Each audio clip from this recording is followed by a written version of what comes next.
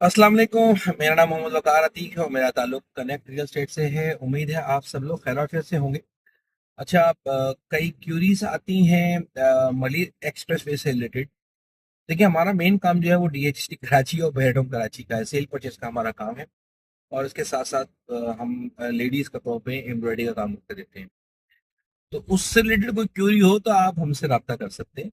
लेकिन Malir express way से related वो तो आप जब जाएंगे और वहां से होते हुए जाएंगे तो आपको खुद अंदाजा उसके बारे में हो जाएगा। अच्छा, अभी तक ऑन ऑफिशियली तो डीएचटी कराची खुला नहीं है, तो मैं तो किसी को भी प्रेफर नहीं करूंगा कि वो वहां से जाए जब तक ऑफिशियली ओपन नहीं होगा। हम लोग अपनी प्रिकॉशंस लेकर जाते हैं और अगर कभी कभार रास्ता बंद भी होता है तो हम नीचे से चले जाते हैं। नीचे के रास्ते से भी कहाँ से जाना है इतनी दफा जा चुके हैं कि वो भी आसान हो जाता है। लेकिन हम लोग कभी भी ऐसे नहीं करते कि क्लाइंट को लेके चले गए रास्ते से बगैर इस इन्फॉर्मेशन के कि रास्ता खुला हुआ है। पहले वहां के लोगों से इन्फॉर्मेशन लेते हैं, फिर जाके हम लोग उस रास्ते से अपने क्लाइंट को लेके जाते हैं, वरना नहीं लेके जाते, वो भी अभी।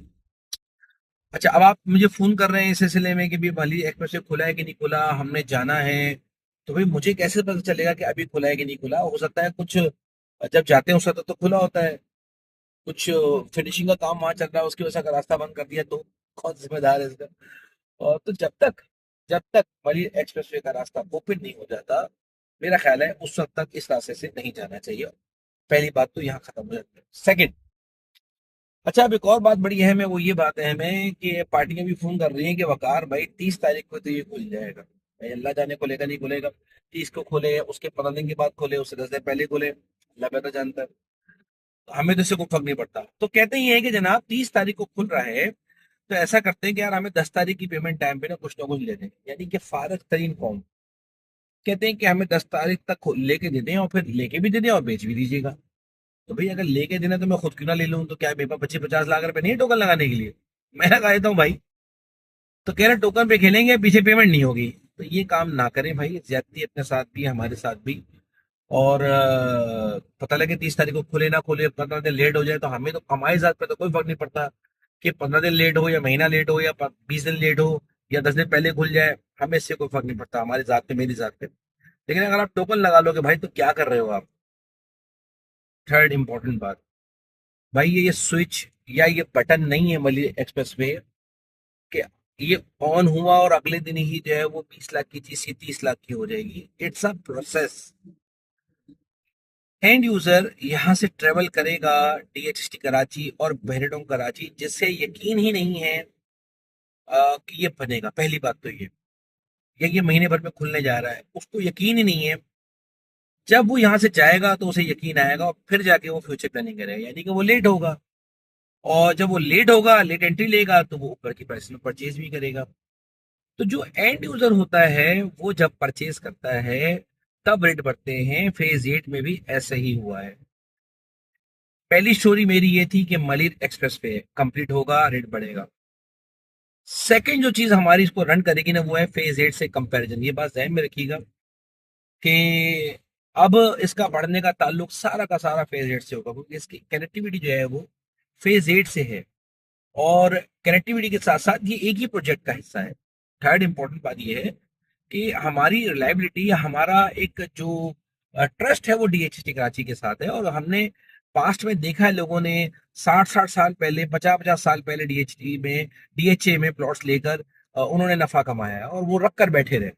तो जो नफा उन्होंने वहां से कमाया वो कहीं से भी नहीं कमा पाया, और उनका एक पास्ट का एक्सपीरियंस था। जो पास्ट एक्सपीरियंस वाले लोग हैं वो डीएचटी कराची को कतल नहीं छोड़ेंगे, वो भेड़ों कराची पे ट्रस्ट नहीं करेंगे।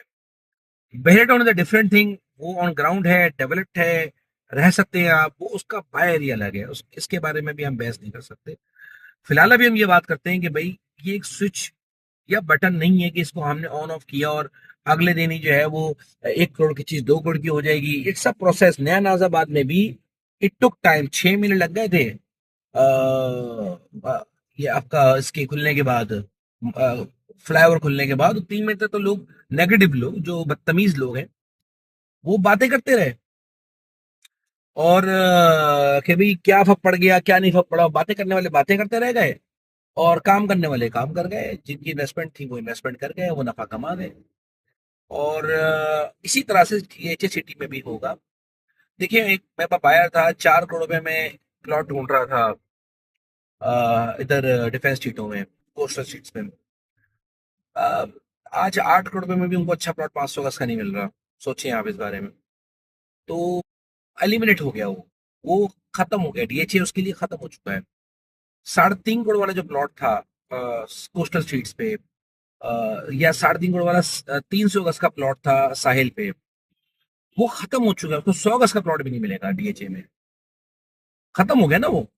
मतलब वो उस बायर का कोई मामला ही नहीं रहा। वो अब उसे किसी और सेक्टर में जाना पड़ेगा, किसी और सोसाइटी में जाना पड़ेगा। इस चीज के बचने के लिए मैं जो लोएस्ट बायर है ना हमारे यहाँ, जिसका सबसे कम बजट है, 20 लाख, 22 लाख, 25 लाख, 30 लाख, इनको तंबी करता हूँ। या 500 गज में 1 करोड़, 1.25 करोड़, 80 लाख, 90 लाख, और उनको 500 गज ही चाहिए, उनको ये बात समझाता चलो भाईजान, ले लो चीजें इससे पहले कि चाहे बेशक साल ही वेट करना पड़ जाए भाई, ले लो चीजें।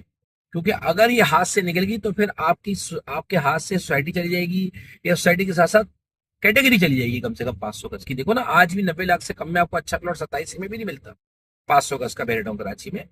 तो इन चीजों को देखते हुए अपने टारगेट को अचीव करो, अपने लिए अपने मकान बनाने के बारे में सोचो। मेरा मेन मुद्दा वीडियो बनाने का यही है, और मेरा प्लान भी यही है कि मैं लोगों को आमादा करूं कि अपना मकान बनाओ, और बजट में रहते हुए मकान बनाओ। अब आप 10-12 करोड़ रुपए आपके पास टोटल हैं, और आप 10-12 करोड़ रुपए अगर मकान में लगा दोगे, फिर कारोबार किससे करोगे भाई? काम किससे करेंगे आप? तो आप एक लिमिटेड अमाउंट में अपने लिए मकान लाजिमी बनाए, अपने बच्चों के लिए, अपनी बेगम के लिए। बेगम, बच्चों के लिए तो छोड़ो, अपनी बेगम के लिए, अपने माँ बाप के लिए कम से कम मकान बनाओ। बच्चे तो बड़े होंगे, खुद बहुत कुछ ना कुछ कर लेंगे, उसकी टेंशन नहीं लो आप, उसके लिए अल्लाह ताला है, संभाल लेगा मामला। अपनी बेगम के लिए और अपने माँ बाप के लिए घर बनाओ, बहुत जरूरी है। और इस बारे में कोई तफसील चाहिए हो, मशवरा चाहिए हो भाई, हाजिर है। जज़ाकल्लाह।